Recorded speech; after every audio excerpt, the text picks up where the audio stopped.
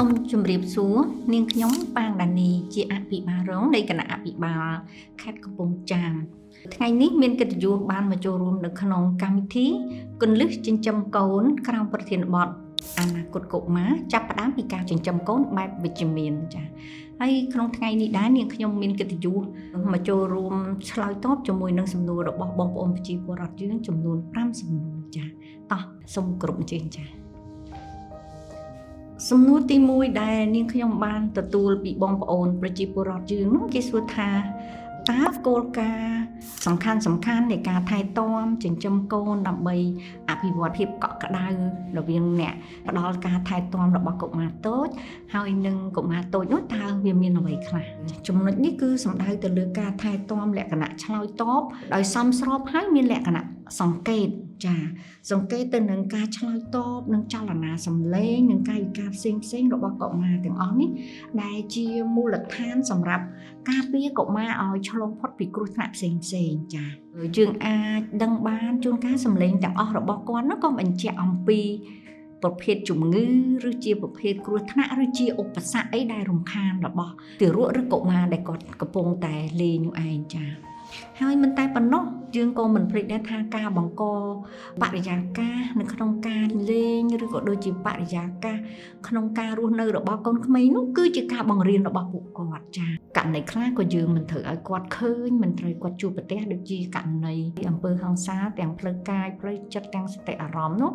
គ្រប់សកម្មភាពដែលយើងផ្ដល់ទៅដល់គាត់គឺផ្ដល់នៅនឹងក្តីស្រឡាញ់ជាមួយគ្នាដែរចាយើងដឹងហើយថាកុមារចាប់ផ្ដើមរៀនសូត្រតាំង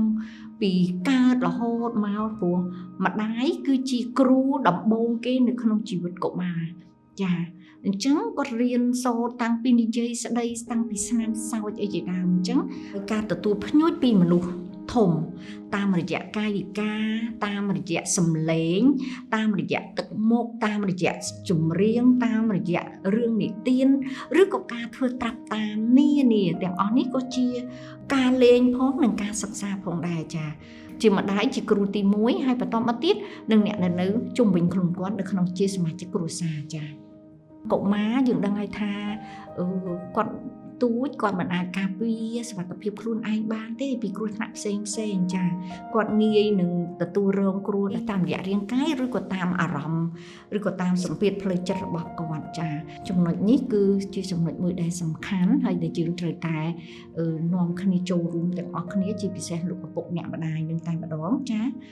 ហើយករណីនេះគឺវាចូលរួមក្នុងការអភិវឌ្ឍគ្រប់ជ្រុងជ្រោយទៅដល់កុមារតូចដែលអត្ថប្រយោជន៍នេះផ្ដល់ទៅដល់ពួកគាត់ពេញមួយជីវិតហើយនឹងបន្តទៅដល់មនុស្សជំនាន់ក្រោយទៀតផងចានេះខ្ញុំសូមឆ្លើយតបចំពោះសំណួរទី1ប៉ុណ្ណេះសិនចាយើងនឹងឈានចូលដល់សំណួរទី2ចាដែលបងប្អូនប្រជាពលរដ្ឋគាត់បានសួរថាតើយើងបានធ្វើអ្វីខ្លះដើម្បីជួយកុមារអភិវឌ្ឍតាមបែបវិជ្ជមាននិងមានអារម្មណ៍ថាបានការយល់ចិត្តពីលោកឪពុកអ្នកម្ដាយហើយនិងអ្នកថែទាំរបស់គាត់ចាឪពុកម្ដាយឬអ្នកថែទាំត្រូវតែចេះសង្កេតនិងចំណាំនិងសញ្ញាកាយវិការផ្សេងដែលកូននឹងបង្ហាញឡើងហើយយើងត្រូវតែឆ្លើយតបជាបន្ទាន់ទៅតាមតម្រូវការរបស់គាត់កត្តានេះក៏វាតាក់ទងទៅនឹងបញ្ហាផ្លូវចិត្តរបស់កុមារដែរការឆ្លើយតបភ្លាមនេះធ្វើឲ្យគេសប្បាយចិត្តការដែលសប្បាយចិត្តនេះវាធ្វើឲ្យគេមានអារម្មណ៍ថាគេមានសុវត្ថិភាពចា៎ហើយនឹងមានភាពកក់ក្ដៅចា៎អ្វីដែលសំខាន់នៃជៀសវាងខ្ញុំគិតថាលោកឪពុកអ្នកម្ដាយអ្នកជិតខាងឬជាសមាជិកគ្រួសារនោះត្រូវតែជៀសវាងដាច់ខាតមិនគួរបញ្ចេញគេហៅថាអកប្បកិរិយានៅពេលដែលយើងខឹងឬក៏យើងប្រើអំពើហិង្សាផ្សេងនោះឲ្យកុមារតូចគាត់ឃើញទេព្រោះនេះវាជា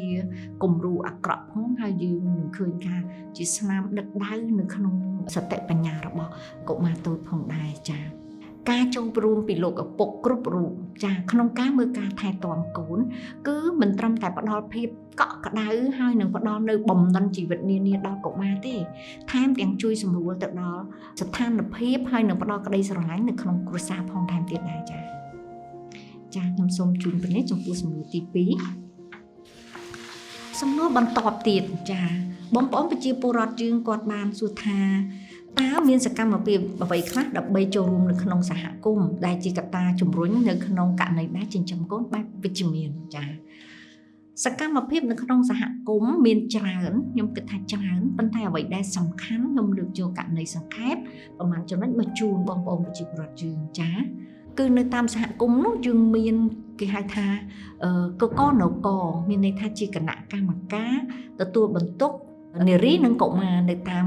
ឃុំតាមសង្កាត់របស់យើងចាដែលគាត់មានតួនាទីច្រើនក្នុងការងារធ្វើការងារសម្រាប់ស្ត្រីនិងកុមារចាអញ្ចឹងនៅក្នុងកិច្ចប្រជុំទាំងអស់នៅក្នុងការដែលចូលរួមទាំងអស់ហ្នឹងតាមរយៈពួកគាត់នឹងធ្វើការផ្សព្វផ្សាយនៅតាមភូមិឃុំឬក៏តាមក្រុមឬក៏ទៅតាមថ្នាក់ក្នុងផ្ទះទៅតាមយុទ្ធសាស្ត្ររបស់ក្រុមរបស់គុំគាត់ចាចំណែកឯមេដាបេដានិងអាណាព្យាបាលទាំងអស់ក៏ត្រូវតែចូលរួមក្នុងការសិក្សារៀនសូត្រពីបញ្ហាដែលតាក់ទងក្នុងការចិញ្ចឹមកូនបែបវិជ្ជមាននេះដើម្បីយកចំណុចគោលទាំងអស់ហ្នឹងយកទៅអនុវត្តទៅតាមសិល្បៈផ្សេងគ្នានៅក្នុងគ្រួសារក្នុងការចិញ្ចឹមកូនបែបវិជ្ជមានទាំងអស់នេះចាហើយអញ្ចឹងខ្ញុំក៏សូមថាចូលរួមទៅនឹងសំណួរមួយទៀតរបស់បងប្អូនប្រជាពលរដ្ឋយើងដែលគាត់បានសួរថាក្នុងនាមយើងជាឪពុកម្ដាយឬជាអាណាព្យាបាលហ្នឹងយើងត្រូវមានការផ្លាស់ប្ដូរវប្បធម៌ចិញ្ចឹមកូនចូលរួមជាមួយសហគមន៍ហ្នឹងគឺវាសំខាន់យ៉ាងដូចម្ដេចចាខ្ញុំគិតថាសំខាន់សម្រាប់ខ្ញុំចាហើយខ្ញុំគិតថាបងប្អូនទាំងអស់គ្នាក៏គិតថាសំខាន់ដែរចាលោកឪពុកអ្នកម្ដាយនោះក្រោយពីទទួលបានបុត្រថ្មីដែលទើបតែសម្រាលរួតនោះគឺត្រូវតែទៅចុះបញ្ជីកំណើតកូនចាចាំបាច់ណាស់បន្តមកទៀតយើងត្រូវតែតាមដានសុខភាពកូនរបស់យើងតាមបន្តបន្ទាប់ដូចជាចូលរួមក្នុងការចាក់វ៉ាក់សាំងរបស់កូនយើងចាលោកឪពុកអ្នកម្ដាយអាណាព្យាបាលនិងអ្នកថែទាំកុមារតូចតាមរយៈការប្រស្រ័យទំនាក់ទំនងនិងសកម្មភាពផ្សេងនានានោះយើងធ្វើដោយងាយបំផុតបើនិយាយទៅយើងហាក់ដូចជាមិនបានដឹងថាខ្លួនយើងនឹងធ្វើផងពីព្រោះការងារទាំងអស់នេះវាជាការងារប្រចាំថ្ងៃនៅក្នុងជីវិតរស់នៅរបស់យើងក៏ប៉ុន្តែវាបានផ្ដល់នៅការអភិវឌ្ឍដល់កុមារយ៉ាងច្រើនចាទាំងនៅក្នុងជីវភាពប្រចាំថ្ងៃរបស់យើងនោះគឺការលេងហ្នឹងគឺសំខាន់របស់កូនក្មេងការលេងគឺជាការអភិវឌ្ឍខួរក្បាលរបស់កូនក្មេងចាក្នុងការងារនេះយើងឃើញថាក្រៅពីការអភិវឌ្ឍនោះក៏ធ្វើឲ្យកូនយើងនឹងមានបំណិននៅក្នុងការទំនាក់ទំនងនៅក្នុងសង្គមចាយើងសង្កេតថានៅក្នុងសម័យបច្ចុប្បន្ននេះនៅក្នុងនវានុវត្តន៍នេះបច្ចេកវិទ្យាយើងជឿនលឿនចាយើងឃើញថាជួនកាលទៅយើងភ្លេចគិតថាអ្នកម្ដាយខ្លះគាត់រវល់ដល់ពេលរវល់ឃើញកូនយំគាត់តែងតែឲ្យកូននឹងលេងទូរស័ព្ទចាការដែលកូនលេងទូរស័ព្ទយូរទៅអត់បានទំនាក់ទំនងជាមួយនឹងមជ្ឈដ្ឋានជុំវិញធ្វើឲ្យគាត់នឹងមិនបាននិយាយស្ដីទេគាត់និយាយតែជាមួយនឹងគ្រឿងបច្ចេកវិទ្យានឹងដល់ពេលយូរទៅគាត់បាត់បង់ការនិយាយស្ដីគាត់បាត់បង់ការទំនាក់ទំនងចាដែលជាបន្ទុកធ្ងន់មួយនៅក្នុងគ្រួសារនិងសង្គមអញ្ចឹងយើងគួរតែគិតថាការងាកមកលេងសើចជាមួយកូនចិញ្ចឹមកូនបែបវិជ្ជមានយើងអាចជៀសវាងនៅបញ្ហានេះបានចាមិនតែប៉ុណ្ណោះក្នុងនាមជាឪពុកម្ដាយយើងត្រូវតែឧស្សាហ៍នាំគាត់ប្រើប្រាស់ញៀនទាំង5ចាញៀនទាំង5យើងដឹងហើយមានចំណុះមានមាត់មានត្រចៀកមានភ្នែកជាដើមចាយើងកន្លែងនេះយើងឃើញថាកាលណាយើងព្រៀនគាត់ឧទាហរណ៍ថានៅពេលដែលយើងនាំគាត់យើងថាក្លិននឹងមិនល្អយើងតែងតែបញ្ចេញនៅទឹកមុខជូរហើយយើងធ្វើដៃបកអីចឹងទៅកុមារគាត់ទទួលយកបានអញ្ចឹងជាការម្ដងជាពីរដងគាត់ដឹងហើយករណីពេលខ្លះទៀតដូចយើងព្រៀនកូនយើងឲ្យចេះចាប់ចេះតែដៃនោះនេះគឺសិតជាការបង្រៀននិងការភ្ញួចញៀនទាំង5របស់គាត់ចាបន្តមកទៀតនោះកូនតូចយើងធំតិចហើយអញ្ចឹងយើងក៏មិនភ្លេចដែរយើងត្រូវជូនគាត់ទៅក្នុងទារុកដ្ឋានចាឬក៏មន្ទីរសិក្សាដើម្បីអភិវឌ្ឍខួរក្បាលកូនយើងបន្ថែមទៀតហើយគេសង្កេតឃើញថាកុមារដែលឆ្លងកាត់មន្ទីរសិក្សានៅពេលដែលចូលរៀននៅបឋមសិក្សាគឺគាត់តែងមានភាពវៃឆ្លាតនិងមានការអភិវឌ្ឍលឿននិងច្រើនជាងកូនក្មេងដែលមិនបានចូលរៀននៅក្នុងមន្ទីរសិក្សាចាយើងនឹងសល់មួយសំណួរទៀតចាដែលជាសំណួរចុងក្រោយដែលគាត់បានសួរខ្ញុំថាតើយើងមានគោលនយោបាយនិងការផ្លាស់ប្ដូរបែបណាដើម្បីជំរុញឲ្យការចិញ្ចឹមកូនបែបវិជ្ជមាននៅក្នុងសង្គមយើងបានល្អប្រសើរចា រាជរដ្ឋាភិបាលបានដាក់ចេញនៅគោលនយោបាយស្តីពីការគាំពៀនិងការអភិវឌ្ឍកុមារតូចចាដែលបានបង្ហាញនៅឆន្ទៈនិងគោលនយោបាយផ្ដោតទៅលើការអភិវឌ្ឍកុមារតូចរបស់យើងនេះតាំងពីការចាប់កំណើតរហូតដល់អាយុ6ឆ្នាំចាបន្តមកទៀតយើងមានផែនការសកម្មភាពជាតិស្តីពីការគាំទ្រនិងការអភិវឌ្ឍកុមារតូចនៅឆ្នាំ2022និងឆ្នាំ2026យើងមានគណៈកម្មការគាំពៀនិងអភិវឌ្ឍកុមារតូចថ្នាក់ជាតិនិងថ្នាក់ក្រោមជាតិហើយនៅថ្នាក់ក្រោមជាតិនោះក៏យើងមានកកសកចាមានន័យថានៅថ្នាក់ខេត្តហើយនិងថ្នាក់ស្រុកហើយនៅថ្នាក់ឃុំសង្កាត់យើងមានកកនគរចានេះគឺជាបណ្ដាញនិងរចនាសម្ព័ន្ធសម្រាប់កុមារយើងក៏មិនអាចភ្លេចបានដែរនៅក្នុងនោះយើងមានដៃគូពាក់ព័ន្ធជាច្រើនទៀតដូចជាមន្ទីរអប់រំយុវជននិងកីឡាមន្ទីរកិច្ចការនារីព្រមទាំងមន្ទីរផ្សេងទៀតដែលជាប់តាក់ទងគ្នាយ៉ាងច្រើនចានៅក្នុងគណៈកម្មការមួយទៀតដែលយើងមិនអាចភ្លេចបាននោះគឺអង្គការដៃគូរបស់យើង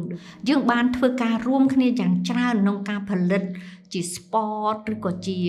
ឯកសារអប់រំផ្សេងដែលតាក់ទងជាមួយនឹងប្រធានបទស្ដីពីការចិញ្ចឹមកូនបែបវិជ្ជមាន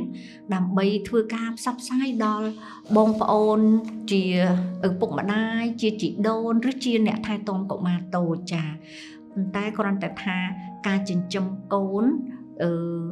បែបវិជ្ជមាននេះមានគោលការណ៍ជាយុទ្ធសាស្ត្ររួមដែលយើងបានផលិតតែមិនមែនមានន័យថា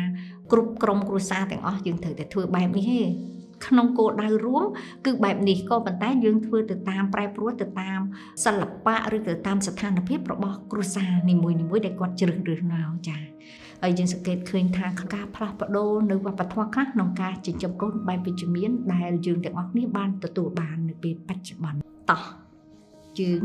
នាំគ្នាចាប់ផ្ដើមចិញ្ចឹមកូនបែបវិជ្ជមានចាប់ពីពេលនេះតទៅចាសូមអរ